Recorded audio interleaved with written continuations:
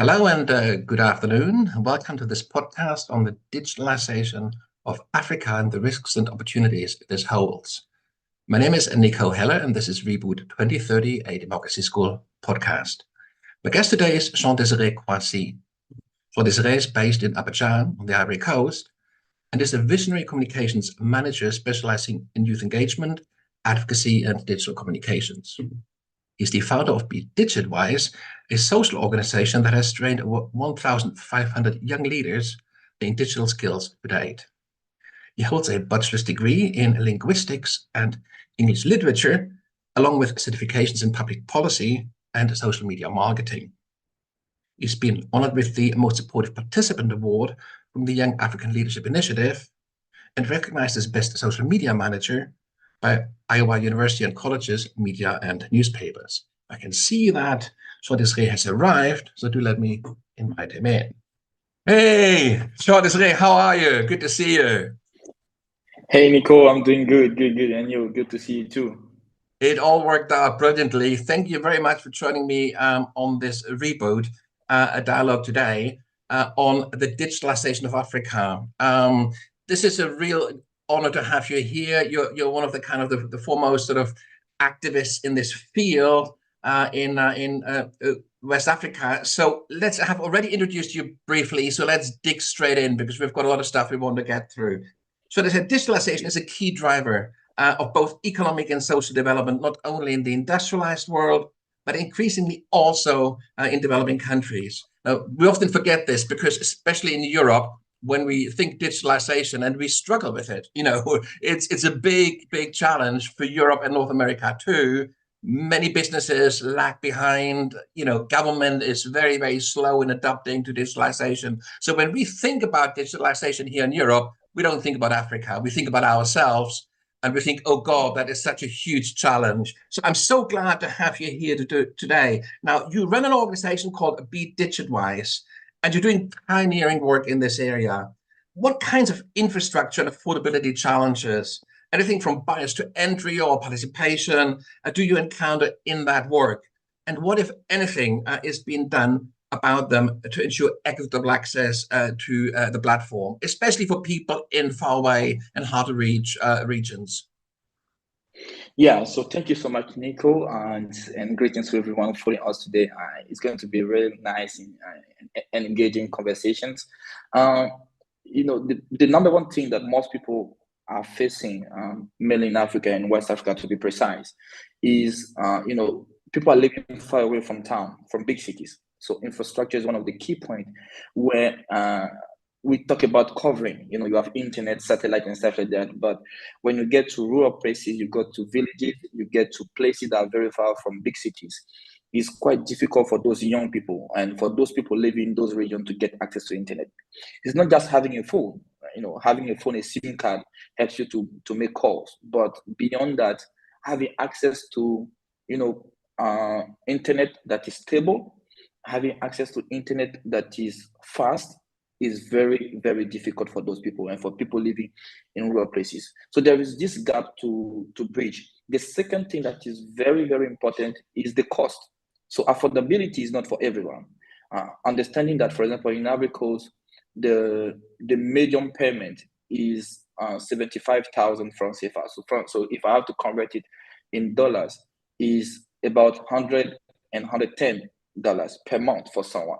So imagine from this $100 or $110, you have to take up to 5,000. So francs CFA, that would be like $10 or $20 a month to buy data.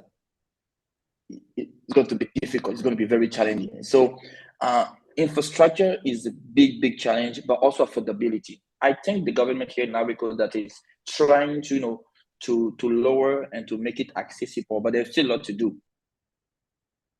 Yes, can you hear me? Yes. So sorry, there was this internet issue in the building, but I'm back. Sorry. No worries at all. It happens. So sorry, maybe you start again. You were talking about the challenges of infrastructure, specifically, obviously, accessibility, availability, and then also, of course, cost. Maybe you can, you were sort of saying that in rural areas, particularly, it's very, very difficult. It's much better, I believe, in urban areas. Yes. Yeah, so in urban areas so stability is okay, and people working can definitely afford it, but there is still gap, because even though in the urban areas you have this speed also challenge, so you have access to it, but it's not that fast everywhere you find yourself. So there is also these challenges, but I believe, and I think that if we understand that is something important to all of us, that internet is not just something that we can work on it later. To me, internet is like education. Internet is like health, because now it's part of our everyday life. We are always connected to internet. We do everything with internet. You go to the bank, you need internet. You want to book, for example, a place, you need internet. You want to see a doctor, you need internet.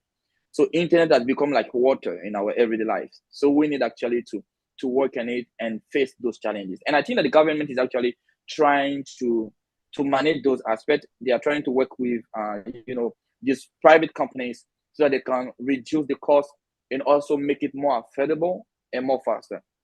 Funny enough, it was in April, I think, recently, where a shutdown here in Cote d'Ivoire regarding internet. One of the cables were cut, and there was no internet for like almost 24 hours, and still having trouble still today regarding that. So we understand that everything was stopped because there was no internet. I was working, I couldn't work. Why? Because there was no internet. So internet is something that we should actually work on it, not only trying to make it available, but also make it affordable and then accessible to everyone. Now, obviously, in terms of connectivity, there's obviously kind of broadband, and there's internet, and there's the rich media, and then there's of course the social media that also run on the kind of on the internet. But there's also sort of low capacity forms of communication using mobile phones, using texting, and others. So I imagine that presumably. In a place like Ivory Coast, it would be a mix, wouldn't it? People, they would use their mobile phones not just for the internet, but they would use it also for SMS, for text messages, and so on and so forth. Do you see a kind of a merging of the two, a combination of the two in the medium term, or do you think it's going to be a question of getting as quickly as possible onto a kind of a broadband kind of internet solution? I think it's going to be like emerging one and a quick one. In the people habits right now, they are people are not using a lot SMS, so it's getting like old now. People are using WhatsApp, they are using messengers, they are doing this social media app for communications. Even like in my family, for example, we don't use that much SMS. We use the phone call, like a normal phone call, but for chatting we go on either WhatsApp or in like any other social media. So we understand that internet is now crossing everything and it's now shifting and changing our habits. So I think it's good. It's not actually going to be. It's actually getting to place, and it has now become something very, very important in the day-to-day activities of people. So there is a need for people to catch up the trend. Except, like some people will be left behind, definitely. When the internet first came in Europe, in the UK and in Germany and places that I've lived, we started off not having it in the house, in the beginning. So what we used to do, we would go to internet cafes. There were actually, and that was a real thing back in the 1990s. Because people, they didn't have internet connections at home, so they would go to internet cafes, to hubs, and use the internet there. Is that something that is happening in Africa as well, or do people have it in the home? So we have both, but now I would say like up to 70 or 75% of people have internet in their phones. So they don't go to the cafe. But in the early days, so in the 20s, when it started, we used to go to cafe. I used to go to cafe. I used to go to some places that were very dedicated. For example, university, in 2010 till 2016, I used to go to the university and then get to some place and get internet. But nowadays, since the internet is something that is getting that popularity, people are now having their phones or either buying Wi-Fi and put it in their homes, so people don't get really outside to to get browsing or get into internet. I mean, when people think about sort of international aid, development aid, economic development support, they tend to, when it comes to Africa, certainly I wouldn't initially think of sort of digital media. I would think of agriculture. I would think of, basic infrastructure needs. I might think of housing, schools, you name it. There's all these other things that need building up. Where in the list of priorities do you think sort of digital development kind of comes in at the moment in Africa? And what is your kind of take on this? Is this the right place, or should this be prioritized in some ways? So I think that actually internet is in all the sectors that people that you just mentioned, and that this international aid try to implement in different countries. If you take the case of agriculture, today with the climate change, it's quite difficult to anticipate on how today is going to be sunny, or it's going to be windy, or it's going to be rainy. It's quite difficult to predict. That was not the case years ago. We knew that, for example, at this period from so months and so months, it's going to be rainy season. From so month to so month, it's going to be windy season. It's going to be cold. But today, with climate change, it's difficult. Thanks to internet, thanks to digital media, to digital platforms, we can try to anticipate. So internet is actually part of all the stages, is part of all the sectors. So to me, internet is not just one of the priorities, it's actually the priority as you're trying to educate people. When COVID-19 struck, we all shifted to digital platforms. I was at that time in the United States, I was doing my certificate, and we shifted from going into in-person classrooms to online classrooms. This was not planned, but we have to adjust and go quickly into it. Countries like in Africa, some countries couldn't get back to school, so they stopped it. They were blocked. So if we are trying to support countries, we are trying to give them, programs to be implemented. We should also have a scope where internet, digital platforms are also part of the strategy. It's not something, it's like an extra fee. It's actually one of the fees, actually, because we use it every day. For example, if I wanted to talk to you, Nico, we did it through email. But if there was no internet, you have to do it through to the post, send me a postcard, write it back, and send it to you. It's going to take ages. But communication is moving faster. So is any other sector like agriculture, education, health, climate change, and all that. All those data we are needing or we are using right now, we can make it useful and make it accessible thanks to internet. So if countries don't have the right infrastructure, helping them to navigate and to browse and to share the right information with the internet is going to be difficult to achieve. That's why most of the programs today, they can't reach the right people, the right audience. Because if you limit yourself to what you get from newspapers, and you don't think about people living in the countryside or in rural places, your project will be limited to urban cities. And that's where all the drama happens. Now, is there any kind of sort of a startup culture? Well, in other words, are there sort of indigenous internet businesses that kind of think about, kind of like unique new ways of using the internet to meet local needs? Are there any examples in Ivory Coast of people using the internet as a tool for business, or indeed as a sort of as part of their business model? Yeah, so Ivory Coast is currently, facing a rise of new startups that are really focusing on using everything digital. So everything is moving to digital. I don't want to advertise in the company, but there are some companies who are doing in the banking area. Some are doing in the health area, for example. And there is this lady that has developed a platform that's called Muso. And this platform helps you to have like a bracelet on your hands. And this bracelet gets all your information. She has like a QR code. When it is scanned, they get all your information. So they got your blood type, everything about you. If you have a crisis, they just have to scan the bracelet. And with this bracelet, they can give you more information to the doctor. So it's something that is rising right now. And if you go online to some platform to get the data from the country, you will see that people are getting more connected to internet. and businesses are taking advantage of it. Today, there is the rise of e-businesses in Cote d'Ivoire. People prefer to do business online than having like a physical shop. Even though they have like a physical shop, they will prefer to go online, social media, advertise there to get customers. So it's something that is getting very like a lifestyle day to day. Today, for example, if you are not on internet, they say you are, you are an old guy. you're not trending. You are no more trending. So internet is now like one of the criteria where they know if you're trending or you're not trending.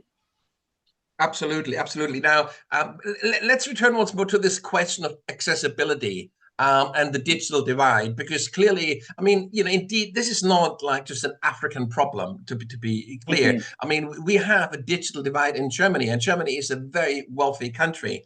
So digitalization, and the challenges that digitalization creates, they are different from country to country and different depending on the kind of, where you are in your kind of economic development, but nonetheless, those challenges are there everywhere. So, and of course, governments and, and voluntary sector organizations, start initiatives trying to somehow bridge that divide, make it easier for disadvantaged people, for minorities, for people that are, like live in a rural countryside to access the internet. So, are there any such initiatives in Ivory Coast or in West Africa more widely that you're aware of, where, say, international development organizations or governments or NGOs are supporting digital development to make it more accessible, to make the internet more accessible to rural communities? Yeah, so there are some organizations. So you have, for example, the European Union as well that is working toward that.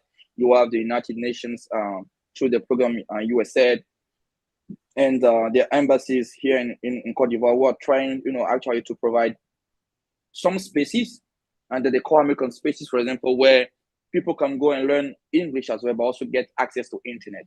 So there is those initiatives as well. And in my position, for example, with Be Digitalised, where we're trying to, even though we don't give them places for now, this is part of our future actions, but we provide them with the training they need to understand that internet is not just for entertainment.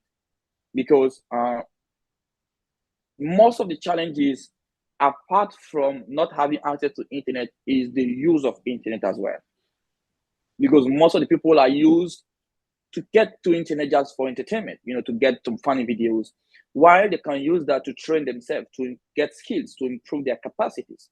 So as we are working on thanks to those initiatives, youth head education program, young people having those in and out activities and programs, there is also this training aspect that is quite vital and help the community to understand that internet is a powerful tool they can use to leverage their activity in the businesses.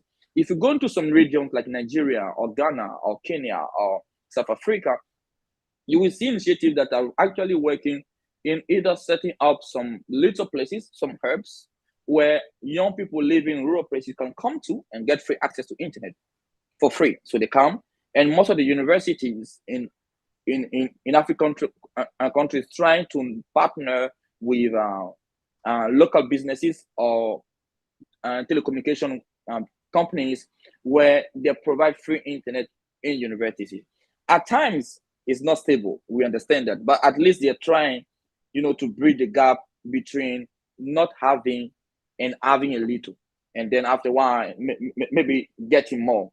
But I think there is a need, as you mentioned earlier in the conversations, as we are working on providing help and support to country and government, we should also think about those aspects in the program that we have, that those international organizations are bringing into the country. It's not just solving education issues, not just solving health issues, but it's also internet, because the one who doesn't have access to information is the one that is illiterate. And today, everybody can be educated, can get education if they have access to internet. It's just part of your willingness to be educated. But before getting the willingness, there is a need to have access to internet. And that's something that we have to work on it.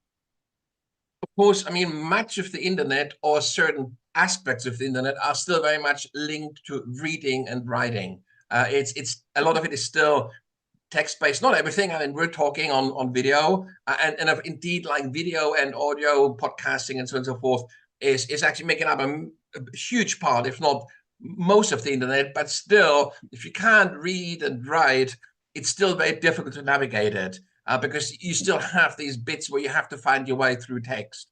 So there is a kind of an educational challenge that goes alongside with a technology kind of challenge.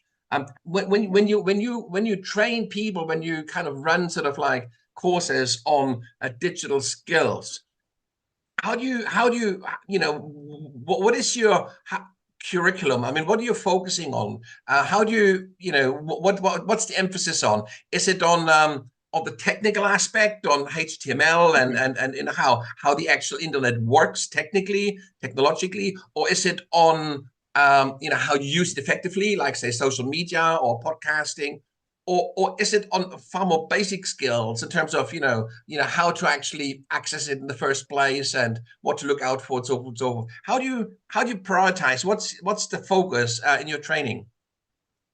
So I would say that the training is focusing on 4 pillars mainly. So you have the number one pillar where we train people, young people that can learn and that can read and write actually.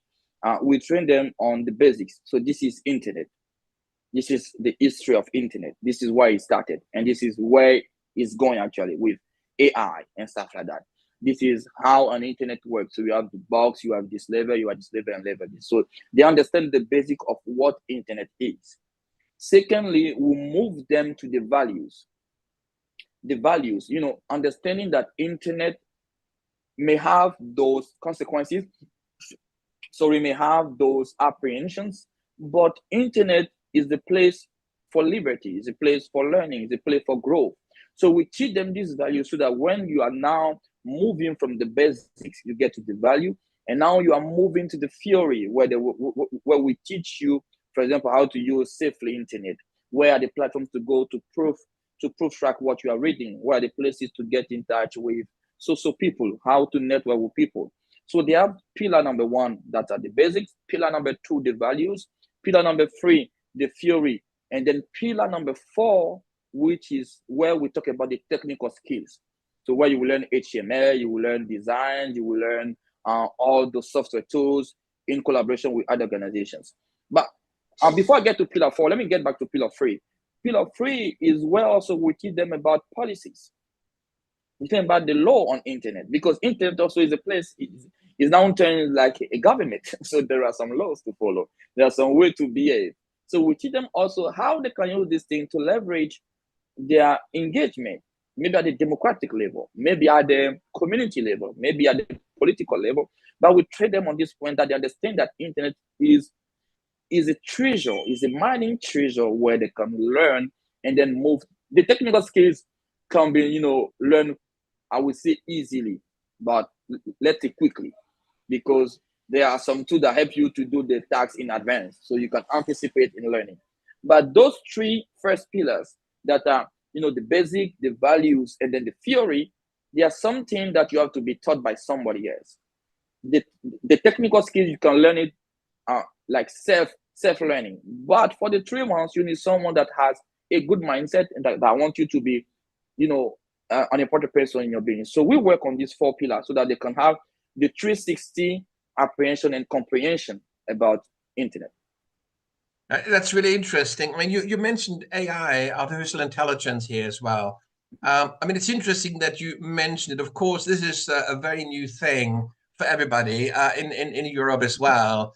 And I myself have only started really actively using AI in the last couple of months, but I've become quite fond of it. It really does make me hugely more productive. It's a very effective way of helping me to think basically. But of course, one thing about AI is that it's trained on data that very much reflects European and North American values. And with that come racism, come sort of colonial attitudes and all the rest. So AI, in a way, is a kind of, it's a two-edged sword, isn't it? It's a kind of a thing, and of course, I look forward to the day that there's going to be an African AI, that reflects and mirrors African values.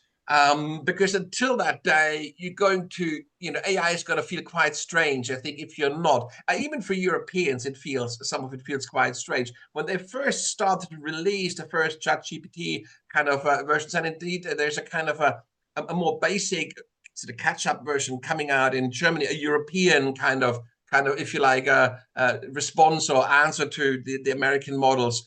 And in their early phases, they tend to be incredibly, almost fascist. They tend to be really nasty because that's of course what you pick up on the internet, and until they're being trained and so on and so forth, and also sort of somehow contained with sort of guardrails and so on and so forth. They're quite problematic, models. But yes, of course, there's a big future in this, and of course, it's probably going to make a big difference. Where do have you started using AI yourself? Did you see people in Africa use it? And what's the take up here? What's the sort of the general feel? So I personally started using AI. I would say end of 2022 till today, and is a big boom in Africa. Is a big boom. I will say if you go on TikTok, you will see, or YouTube, you see thousands of young people, African people, trying to explain how to use, for example, ChatGPT, how to use and Gemini from Google. So is getting to the day-to-day habits of the population. But as you said, and I think this question will be solved if one day Africans create their own internet and their own social media, because that's where the root is. The root is not just at the level of the AI. We understand that AI is great, and AI has always been in our day-to-day activities. It's now today that is quite a separate department, standing alone on its own track and moving forward. But AI has always been in our daily activities. So I believe, like you, that one day we get an AI that will have this African perspective, African approach. But I won't be also that, standing steadfast on this aspect as well, because we need broad perspective to understand the world. If we go into this perspective of global village, we need different perspective, we need different approaches. For now, we accept that we have this European US approach, but I believe is the way for others to pave in and to move forward and to see how we can leverage this aspect, leverage this way of developing tools. And AI is a great tool to me. I think it's part of our daily activities. We need that for brainstorming, for correcting our slight mistake, our approaches, and we definitely need that. But in a way, for now, we have to learn. For those who know how to do it, I have a friend of mine who also we work in an AI that is like Siri, but that uses local languages here in Cote d'Ivoire. So it's now in Rwanda, fostering his education, but he developed that. We also have a guy here in Africa that also created a phone that is using the local languages in the phone. So you have French, you have English, but you also have the local languages in Cote d'Ivoire that are implemented to use the phone. So I think there is a way, there is a big wave to jump in, and AI is not just limited to Europe and US. There are African will definitely come up with brilliant ideas that I believe that maybe exist that I'm not aware of, but definitely AI is a big advantage for everyone that wants to tap in.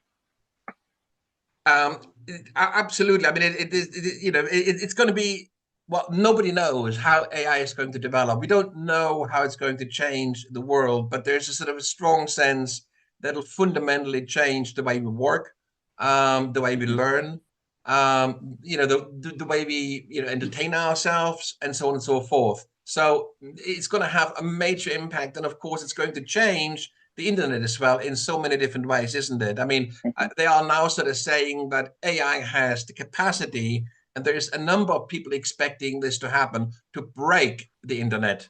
By that I mean the internet is built on a business model that basically says you can use my tools for free, but in exchange I get your data.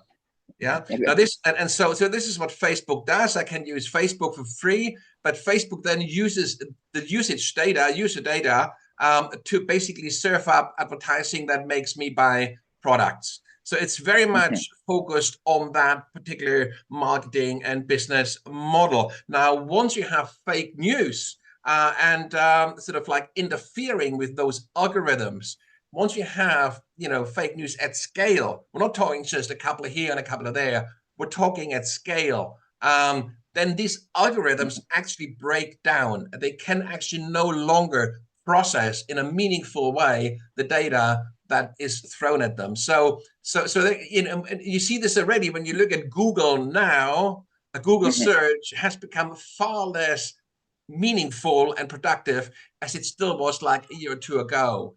And of course, the likes of Google have a real problem because they're both major producers and promoters of AI, like Gemini and all the rest in the case of Google, but they are also really affected. Their business model is being undermined by the very same AI. So they're in a very, very difficult place conceptually and strategically, and it's interesting. So I mean, we just don't know. And but what I find interesting is that it really for the first time brings it home how to the extent to which the internet reflects kind of cultural biases, political biases, and all the rest. And from our conversation, what I find really quite interesting is what I sort of sense is an ambition for there to emerge, if you like, an African internet. And I think that is a really interesting thought. And I don't know, do you have thoughts on that, like a vision for an African internet and how an organization like Digitwise can help, like young people to get there? Yeah, so this is our vision, globally speaking. Having an African internet going to play a key role in showing the side of the coin of Africa that we don't know. Recently, I was addressing on policy making, and I was saying that most of the time, people come to listen but not to empower. They come to create an environment but not a safe place. And that's where African internet will get in and will be needed, because African internet will be a place where not only young people, even though I'm stressing young people because we have the cornerstone of everything, but where young people and everyone that want to get access to internet, we see that Africa has a potential. We understand with all the statistics that Africa is the place in the nearest future where everyone will be coming in, and everybody is coming right now into Africa to invest, to be developed, to get all those big boom. But there is this part of Africa that people don't know. And this part of Africa is where you see brilliant people making impact, developing communities. To me, achievement is achievement.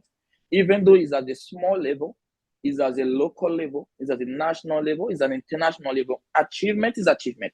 And we need to celebrate that. But we can't celebrate because we don't have the tool to put it forward. This, as you said, the internet is nasty now, is more focusing on Europe and US and Asia, advertisement. But this African aspect, you can see young people today in Cote d'Ivoire building on little bridge in the neighborhood to make easier for one people to get to the other side of the street. This is an achievement. For example, it was in 2018, 2019, I and my friend in my former town where I live, we used to do like this annual activity where we go in the street and we clean the street and we advertise it online. We talk about it online. This is small. It's at a small scale, but it's actually doing something. And that's where African internet will be needed to push forward these small activities. Achievement is achievement. Second point is that the African internet, to me, will help in creating a safe space where people can express their ideas without being a threat to others or without being threatened to go to prison. Because today, if you come to internet and you have an idea, you have something to say, you have to check the four walls and make sure that you are not finding yourself in isolated places and be rejected. So African internet, we help to work on that, where nobody's in bias, nobody's rejected, nobody is difficult to get to this level, but we can still achieve that. To me, equality is not having the same level. Equality is allowing everybody to do in their own capacities what they can do. And that's where African internet will be needed in helping young people, local, international, global people, known or not known, to do their work and help this to be known by the others. Because most of the people, they see Africa in two ways. Africa as the place of war, so there is this crisis aspect, and Africa of the place of booming, where you can invest and be developed. Africa is not just, or Africa, there is a third point that maybe people know or don't know, but Africa is the place of enjoyment, so entertainment, fun. But there is the place of Africa creativity. There is a place of Africa good political leaders. There is a place of Africa good thinking people. And I thank you, Nico, for this opportunity where you bring people coming and share ideas that are not in the box, but out of the box, that are brilliant, and they can display, their thinking. Yeah, absolutely. I mean, I sort of see two aspects here, which I would like to kind of come back to in our discussion here. The first one has to do with sort of like local identity and local opportunities that it creates. But not just local as in my local street, but local also in terms of national, given that the internet is a global thing. So local for me kind of extends out quite a bit. But there is this hyper-local level, like the example you gave, an initiative to clean your local street. Of course, you can use the internet like a bulletin board to share that idea with others and to encourage others to join you. But of course, you can do a similar thing at the national level as well. You can also use it as a bulletin board, and you can do and you can aggregate it up. So there's aspects around that which have to do with as you said, sort of being kind of skilled at what, how to behave, not to endanger yourself or others. I mean, at a very basic level, I mean, even, Europe has this reputation of being very free and very liberal. And yes, to some extent that is true. But even in Europe, there are clear taboos, things that you would not or should not, say or do online. And very basic examples, if you upload naked pictures of yourself, then you shouldn't blame others if somebody discovers that and shares it. Yeah, so don't do it. Exactly. Simple as that. If you don't do it, then there's no risk. I mean, we always say only put on the internet what you would put on a postcard. Yeah, exactly. Yeah, it's not a secret letter. It's a postcard for everybody there to read. But of course, for that, you have to really kind of begin to think about what am I allowed? What can I say without endangering myself, my friends, my family, or whatever?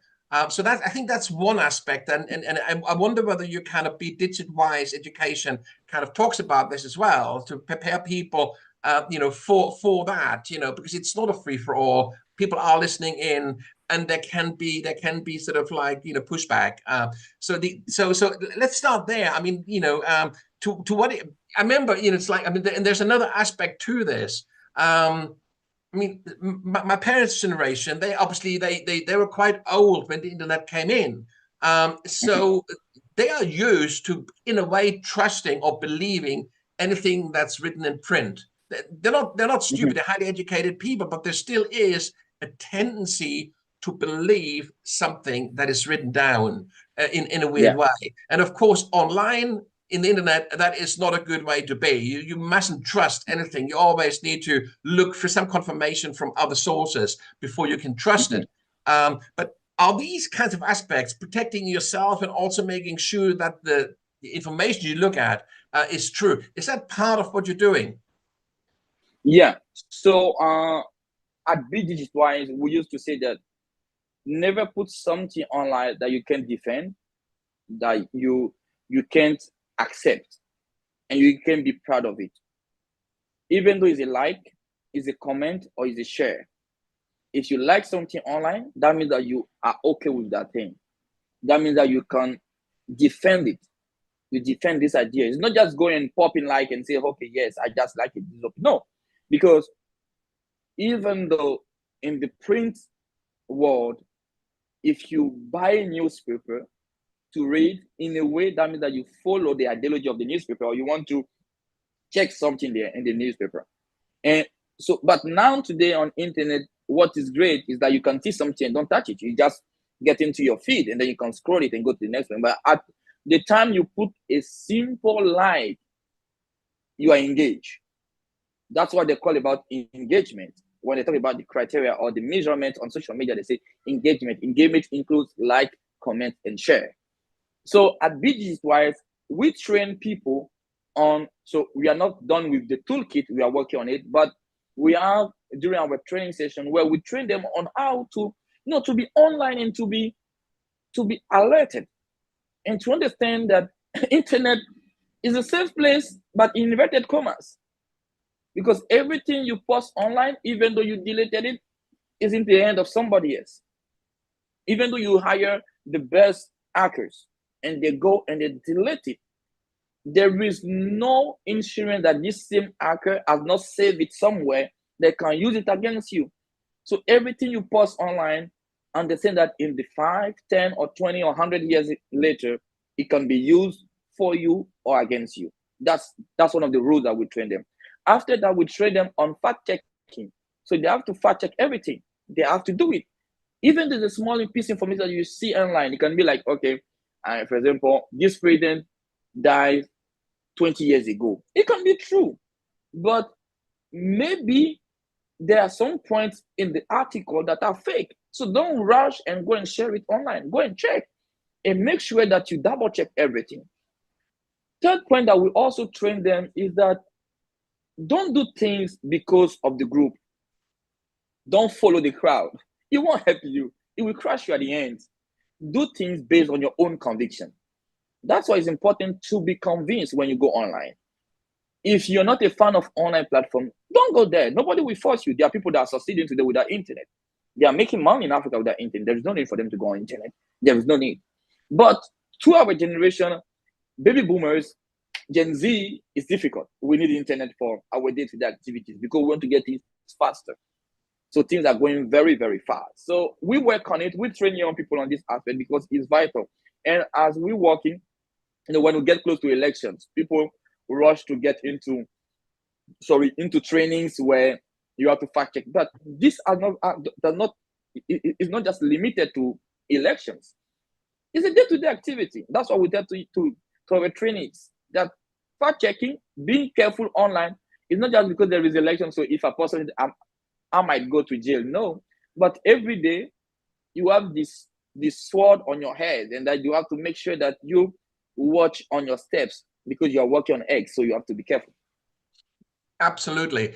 I mean, there's another aspect of the internet which I find I make extensive use of it. I mean, the Reboot dialogues would not be possible without the internet, and we run these dialogues with with you at this time, with other people in Africa, another time with people in Asia, with people in North and South America, in Australia. This is the beauty of it. We can have these dialogues, conversations, and it's relatively cheap to do that. If I would have to invite you to Berlin and pay for your plane ticket and so forth, it would be a very expensive undertaking, and we couldn't do any, as many dialogues. So this is a beauty of it. It brings us closer together, and it allows us to exchange ideas, to have dialogues across distance. But there's another aspect, the flip side to this, if you like, the other side, which means we see aspects of each other's culture, which might be super attractive or might be terribly unappealing. But we see, I mean, the internet projects an image of Europe, of Germany, or whatever, France, and so on and so forth, and of course of the US or Canada, and so on and so forth. So we have this, and all these places come closer. So you see on Facebook, you see people in London, in Paris, and whatever, New York, having a great time, and you might think, oh, Jesus, I'd like to have some of that. Or I'd like to, I'd have to have, as much fun as this, or, dance as wildly as that, or whatever it might be, whatever you find attractive about this as a young person. And of course, there are kind of dangers in this, because what you see is a very selective view of the other culture. You know, people are quite vain. They dress up. They project a personality, like influencer type personality, which has nothing to do with real life. You know, so we get this image of each other. You know, not you and me personally, but whatever. People from Ivory Coast get an image of me or of Germany or whatever, which probably has very little to do with the real me. And there's something. There's both an opportunity, you know, if it leads to real dialogue, but there's also a real danger. And the danger goes from kind of contaminating local cultures with stuff that you really don't want. But it also has potentially a certain pull that people say, oh, I want to go there. And they just set off and they kind of end up in really dangerous and problematic situations. And it's both. So how do you engage with that? How do you train, or how do you prepare people for that kind of thing? So my work addresses one, like this thing that you just mentioned, this contrast where you feel closer to people, and at the same time you crash into the real reality where it's not everything that shines that is gold. So I used to say this quote that everything you post online should defend you even though you are not around. That's something you have to understand. If you need to defend yourself on everything you post online, that means you're faking it. There is no need. If you say something that you trust, then leave it. And then, it's going to be. So trying to bring up things that reflect your identity. There's no shame about anything. You are in the process of growing up. So you are called to go through mistakes. You are called to go through some failures. I fail a lot in my career, so it's not a big deal. I learned through them. So internet is a big platform that helps you shine quickly, but it can also turn you off quickly. So you have the two sides of the sword in your hand. What I used to tell to the trainees is that internet, focus on the good aspect on internet, but don't forget the bad aspect. We can keep on saying that internet is not safe, internet is not that, knowing that there is this side of internet. If you use your wisdom, you use your intelligence, you can grow, you can be the better person you want to be, you can find your hobbies, you can find something that you like and develop. So internet will give you the reality, but will also give you the reality you want to see. So there are platforms where you can find the truth, but if you're someone that likes everything that shines and glitches, then that will give you what is glitching. And then you have to accept and live with that. Meanwhile, there is something that you see online, you can fact check it in person with somebody. There is people everywhere in the globe that can help you with that. You can get in touch with anybody and get this information. So internet is a safe place for whosoever wants to be in a safe place. But if you're trying to larger your space and go further into it, be careful and watch your step, because you might find something that can crash your perceptions, and that's tricky. So I mean that's interesting. So this is notion of like, well, be yourself, be authentic, trust yourself as well, rather than projecting a kind of a persona or a kind of a character which is put on, which isn't really you, and which you might regret, at some point, and because it wasn't you. I mean, it's one thing to be criticized for something that you really kind of believe is part of you. You can stand up for that, or to be criticized for something that you actually realize is shameful and you shouldn't have done that in the first place. So there's that. And it's interesting. I mean, like in any city, in any environment, if you go out, walk out your front door, and if you look for bad people, you will find them. If you walk out the front door and you look for crime, you will find it. If you look for trouble, you will find it. And it's no different online, isn't it? So, and just as we learn to be selective about where we go, how we engage with the real world, and how we navigate risk and danger in the real world, we have to learn to do that also online. It's a very, very interesting thing. And of course, I totally agree that these aspects are best learned like in a kind of in a group situation, because you need to discuss this, don't you? It's not just something that you can read and then do, but you have to talk to others who, you know, in your age group, your peers, and you have to, it's a kind of a coming of age, isn't it? Exactly. Exactly. I agree. Group discussion is one of the key activities that we run, where people can express their ideas. I think, to me, there's no bad ideas. We just have ideas that maybe are not matching the right time or the right place or need improvement. But there are no bad ideas. You know, people give their information, they are sharing their expression based on their background, based on where they come from. So based on what they lived before, that's why they are thinking like this today. So they need to meet a certain level of habits so they can grow the way of thinking. There is this picture that I read somewhere where a doctor tried with a rat in a bowl of water. So what he did is like he took the rat, put him in the bowl of water, let him sink, and as about to get to the down of the bottom, take him out, make him rest for 5-10 minutes, bring it back, do the same experiment. And at the end of the day, the rat was able to survive 14 to 20 minutes longer in the water before sinking. So as people are growing in the knowledge, as they are growing discussions, they have their capacity to develop their own defense. But you can't take someone that just stepped into internet yesterday and let him, go and crash himself. It's like a baby that was born like an hour ago, and then you give him the car key to go and drive your car. Even though he lacks the key, he can put it in the hole and then drive the car. So that's, to me, how internet is. There is this need of helping people going through the stages of their learning. However, we should not forget that there is the need for continuous support, because without support, there is no community. However, internet is a place of community. So we need this approach of a group, but also have this mindset that each person is specific. To me, each person is a piece of a puzzle where everyone is important, but without the others, you can't do the work.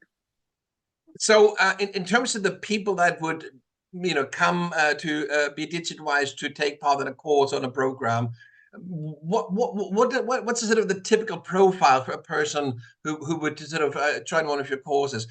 How old would they be, and what would their kind of background be? Would they still be in school? Would there be students? Would they be in their late teens, in their 20s, in their 30s? What's your typical student for Be Digitalised? So we started with people between 18 to 35, but now I'm working on a program where I want to go and tackle younger ones.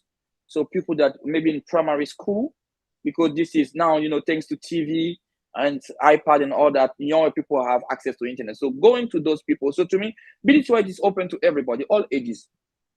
All ages. I trained my mom how to use a phone before I have to go to the US, so she knows how to use WhatsApp and all that. So it's for all the ages, but the main point that I stress on is your willingness to learn. Be able to let yourself be taught and also contribute to the training. It's not just, okay, I came to the training, they are just doing, just copy and paste and go. No, the training, you have a place into it where you are part of it, because something that is done for you without you will not benefit you. Does sort of internet education or digital media education play any role, say, in school education, or at are there schools, or are there kind of like opportunities for school children to learn this at school, or is it something they would do outside of school? So I do both. I either go to school and train them during their program, or 2021 and 2022, I was a teacher in a college where I train young people on that. I train them on technical skills, but also on how to use internet. I even support them during their defense of their memoir. But we also have training outside of the school. That's where we have these open conversations and these free discussions about internet and how we can work on some policies that can influence. So we have those both. You have the in-school program and also out of the school program. And of course, when you kind of carry on that curve, at some time, at some point, you will be internet literate, and you'll be in some kind of professional capacity doing some job or whatever, and you may want to use, say, social media to market or to promote, your products or your services or whatever. Do you offer courses on social media marketing as well, or how far do you take that, or doesn't? So we take them from all the stages. Our goal so they can be independent in the activities. We want them to be replicators of what we are doing. So we trade them on businesses. We trade them on opportunities. Recently, I launched a program that's called Be the One, where I train people on how to be the one selected for exchange programs, for scholarships, for programs, for opportunities, for grants. We work on the digital aspect of it because everything is online. You can find those opportunities in the print now. So we train them on this aspect. So the goal of Be Digitalized is to make the person to be the one, to be yourself, to be the person you want to be. You can be a doctor, but have a strong background in digital platforms. And that's where we want people to go. Excellent, excellent. Now, one, of course, big problem in Europe, and I imagine, in Africa as well, is this whole aspect of, fake news, but used by, say, political interests, like in the form of propaganda, and so on and so forth. How do you engage with that? Is there something you kind of make people aware of, and how do you work with that? So propaganda is one of the big challenges. There is this stat that I read last year that really struck me, that said that every hour one person is exposed to one fake news. So in 24 hours, you have been exposed to 12 fake news. That's a lot. 12 fake news, that's a lot. So what we do is that we have campaigns online most of the time, but we also have in-person discussions where we address some issues, where we check on how to fact check informations, where we check on what are the platforms you can relate to based on your country and based on the global scale, how you can, develop those reactions, those way of acting towards information, because the border between information and disinformation is very tiny. So we have to be careful on what we are posting, and sometimes we can be part of this propaganda with annoying. So it's not just accusing others. It's not just putting fingers to others and say, hey, they are the one doing it. No. Sometimes, thanks to your like, thanks to your comment, thanks to your shares, you're also part of the propaganda. You're also part of fake news. So we train them on both sides. There is the side of those who are sharing this bad news, so be careful. And there is also the side of, if you by any means you find yourself sharing it, you join them and you are making grow, because from you, 5 or 10 people can be affected. So don't be part of the chain that will make it much more difficult for others to get out of it.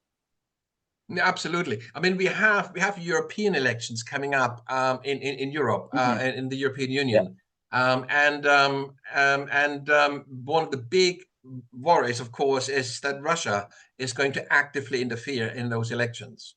Partly because of the war in Ukraine, but also generally speaking because of the whole antagonism that is kind of there. So there's a big worry that Russia will flood European internet with fake news to promote, in this particular case, far-right interests, because they will lead to big divisions in society. And that's what, it's a divide and rule kind of principle. So the European Commission, essentially has given Facebook an ultimatum that said, you have to prove to us within a week how you're actually making sure that this doesn't happen, or you have to pay huge penalties, and in worst case, we're going to switch you off. We're going to turn Facebook off across Europe. And of course, Facebook, is really scrambling, kind of trying to put safeguards in place I don't quite know what the outcome of this process is. Presumably Facebook is saying that they can manage it, that they can control it, but there are real issues here, aren't there? And so I wonder, like in Africa, and of course, like, you know, you wait until the presidential election in the US with Trump and all that.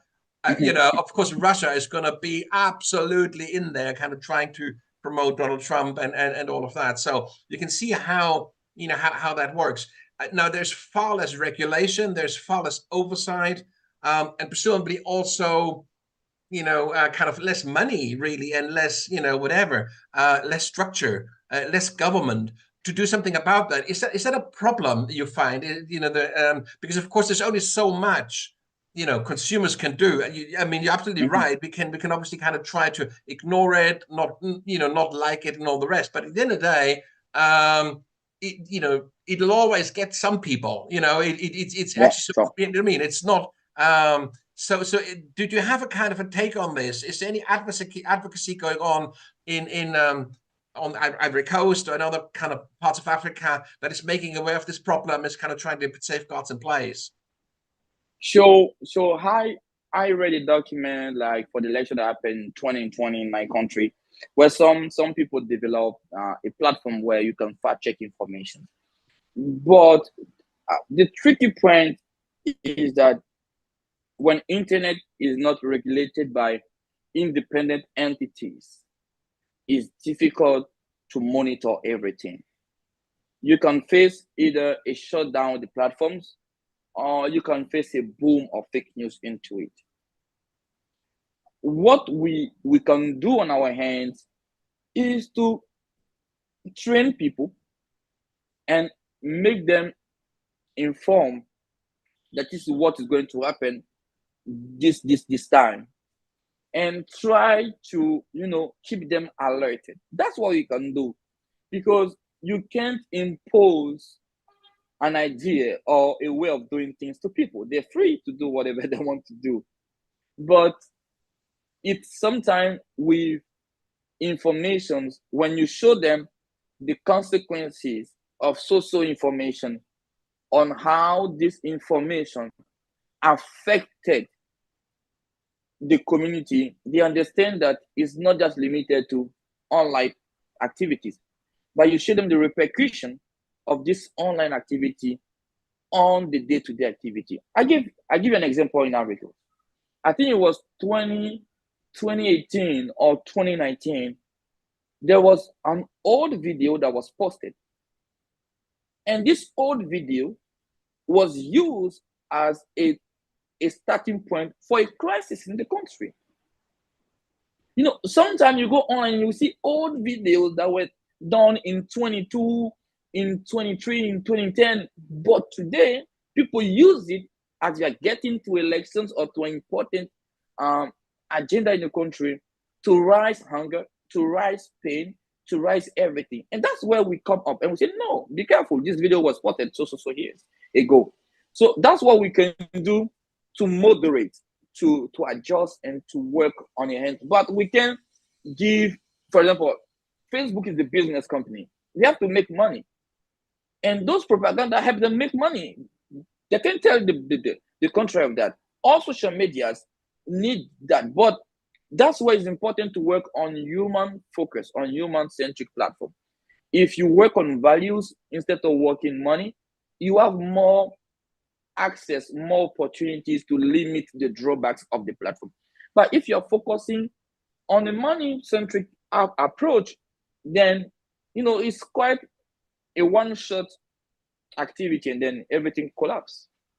Yeah, I mean, there's two other aspects which I find quite interesting, possibly kind of like a difference between, say, most European countries and most African countries. One is that because internet is so easily accessible and relatively cheap in Europe and North America, that everybody, irrespective of their education, their income, their background, has access. So that means that in Europe, there is a much greater there's a much greater population of relatively uneducated people using it, and they are quite easily also, you know, sort of swayed or manipulated. Whereas if you're highly educated and you're highly literate, or maybe, been to uni or whatever, then it's harder to fool you. So that's one aspect. So I'd imagine that, say, in a place like Ivory Coast, it requires, you'd probably be from a certain social class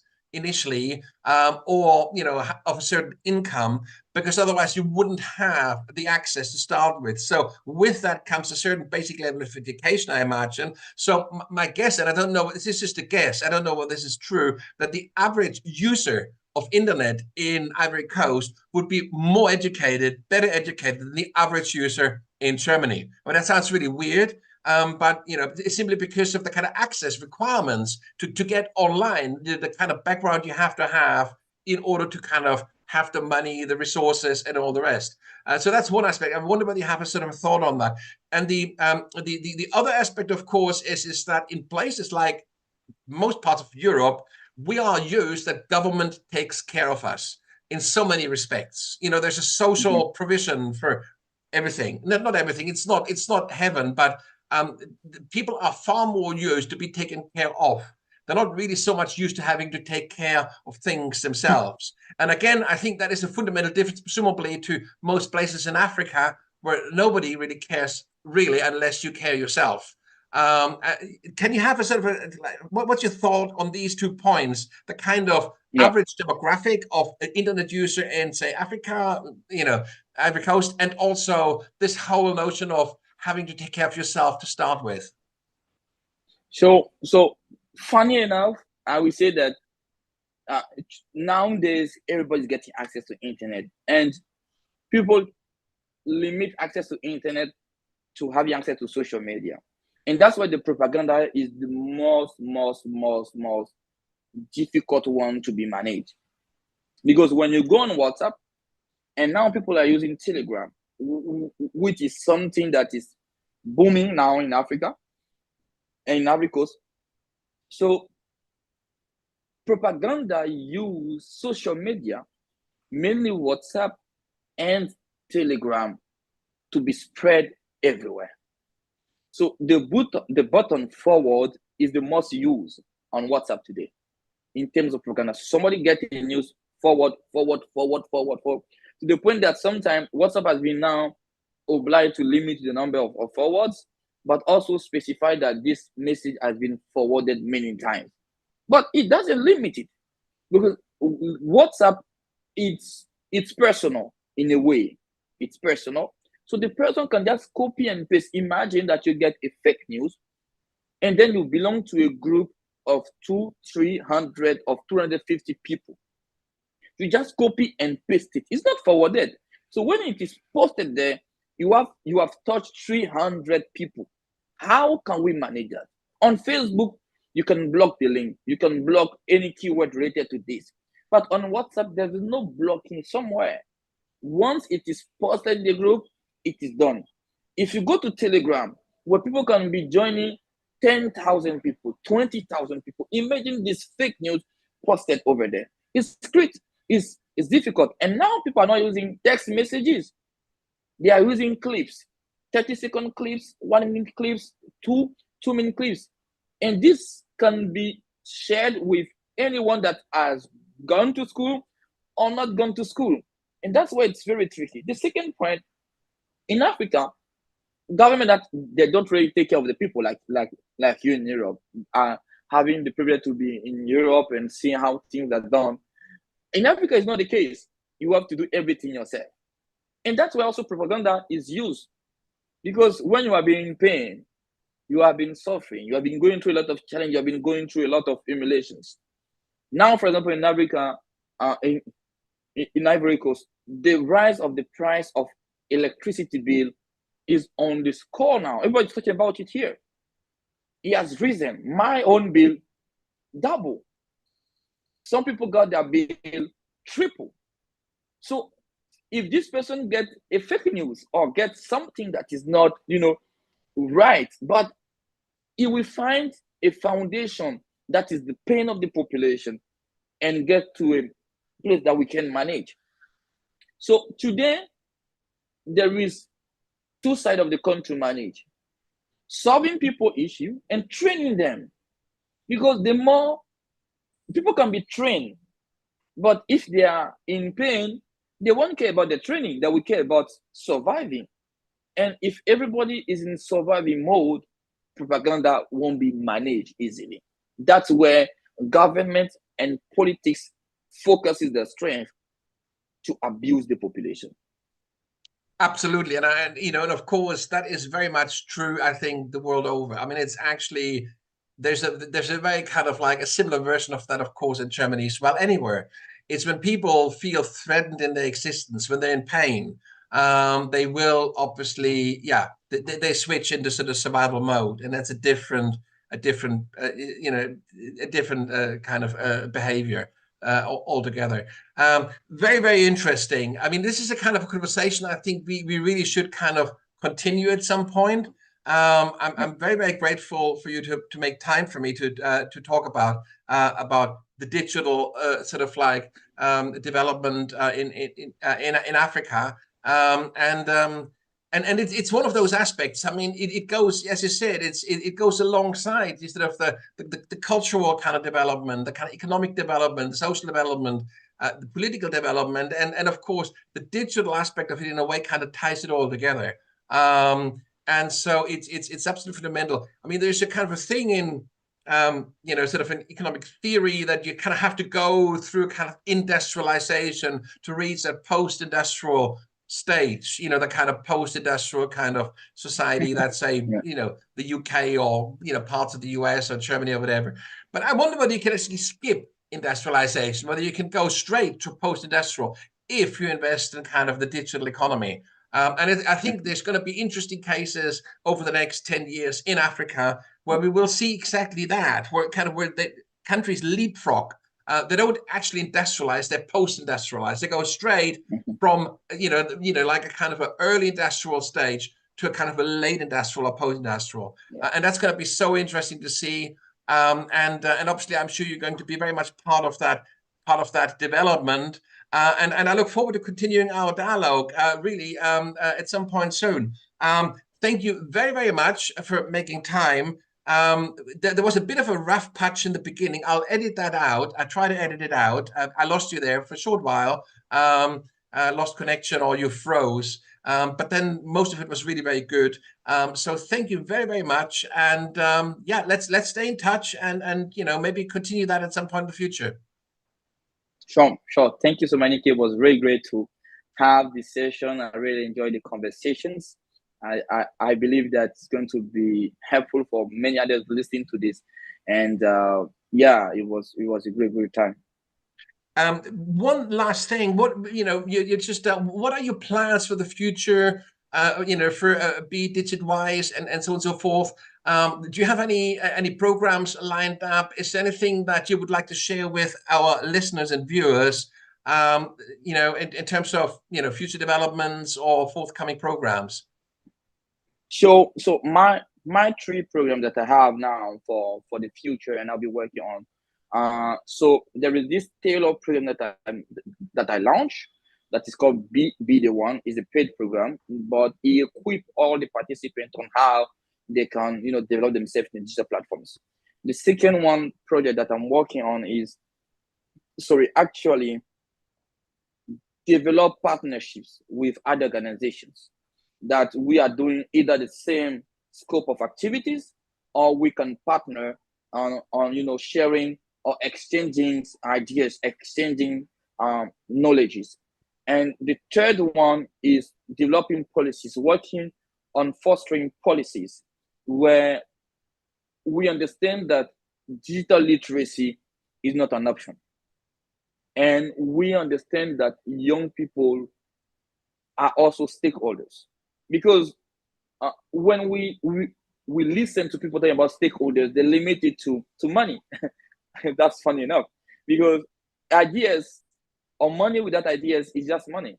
You need ideas, and young people, they have ideas and they have money, but this money is just limited, so they can't expand the impact of the work. That's why in the beginning I mentioned about achievement. So I'm working on these 3 things, you know, the program, the paid program, developing programs and exchange programs with partners, and then working on policies where digital literacy and young people empowerment is at the center. That sounds like a really, really interesting way forward. I'm really looking forward to to see this develop, and I wish you really all the best of luck. And as I said, we stay in touch, and I'm sure there'll be opportunities along the way to continue that dialogue and to help each other in whatever way. So thank you very, very much for joining me today. Yeah, have a great time and all the best for your future. Thank you very much. Thank you, Nico. You too, everyone. Have a good one. Thank you. Bye-bye. Bye-bye.